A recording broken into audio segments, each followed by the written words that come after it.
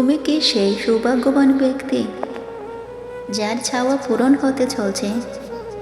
যদি তোমার মনে এই প্রশ্ন জাগে যে আমি কি সেই সৌভাগ্যবান ব্যক্তি যার মনের ইচ্ছা আল্লাহ খুব শীঘ্রই তার ভাগ্য লিখে দেবেন এবং অদৃশ্য সাহায্যের দরজা খুলতে শুরু করবে, তাহলে মনে রেখো, যখন আল্লাহ কারো ভাগ্য পরিবর্তন করতে চান, তিনি তিনটি বিশেষ নিদর্শন বারবার তার সামনে উপস্থিত করেন।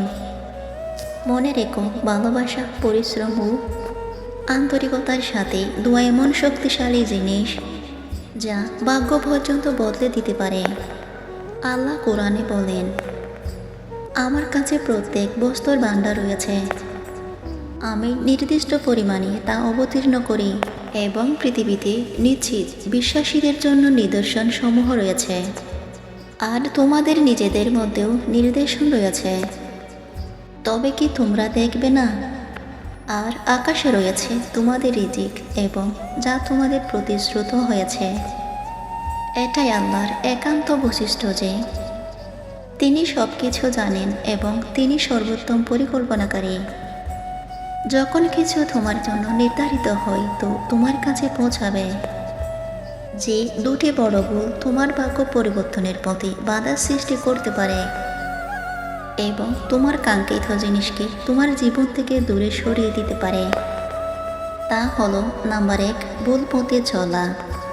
যখন তুমি অন্যের জন্য বা কারোর উপর নির্ভর করে ভুল পথে চলতে শুরু করো, তখন আল্লাহ সন্তুষ্ট হন এবং তুমি তোমার জীবন কাঙ্ক্ষিত লক্ষ্য থেকে দূরে সরে যাও।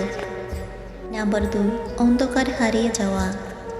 যখন তুমি ভুল পথে চলে যাও, তখন তুমি এমন এক অন্ধকারে নিক্ষেপ হও যেখানে চারপাশে কোনো আলো দেখা যায় না।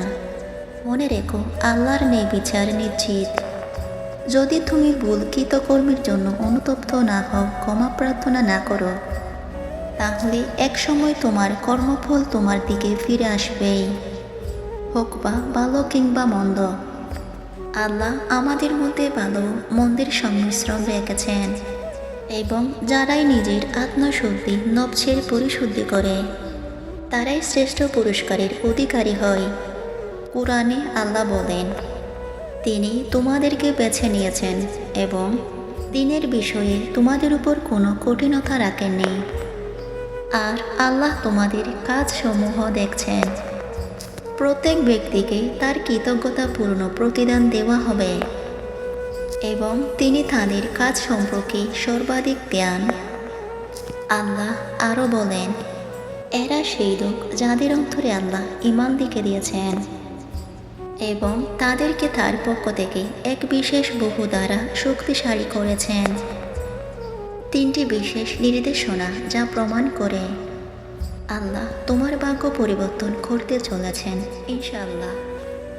যদি তুমি অনুভব করো যে তোমার মন থেকে সব দুশ্চিন্তা দূর হয়ে যাচ্ছে এবং তুমি আল্লাহর ভয় ও মানুষের প্রতি সদাচারিতা, খোদাভীতি ও মানব কল্যাণ অর্জন করতে শুরু করেছ, তুমি এক অদ্ভুত মানসিক প্রশান্তি অনুভব করেছ, তাহলে বুঝে নাও তোমার জন্য সুখের দরজা খুলতে চলেছে।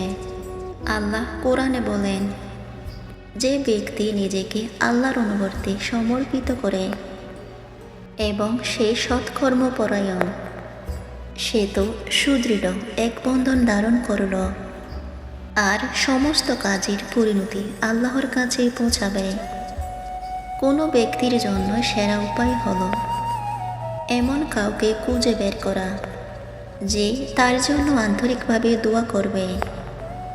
কখনো এমন কিছু করো যাতে কেউ তোমাকে দেখে হৃদয় থেকে দোয়া করে।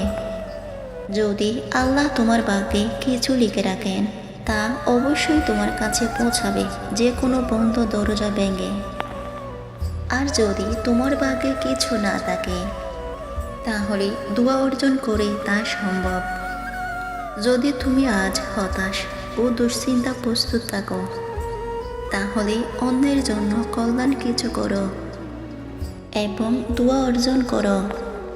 দেখবে কিভাবে আল্লাহ তোমার জীবন বদলে দেন। কে বানালেন তারা পরা ওই দূরের আকাশ, সবই আমার মহান রবের রহমতের প্রকাশ। সুবহানাল্লাহি ওয়া বিহামদিহি সুবহান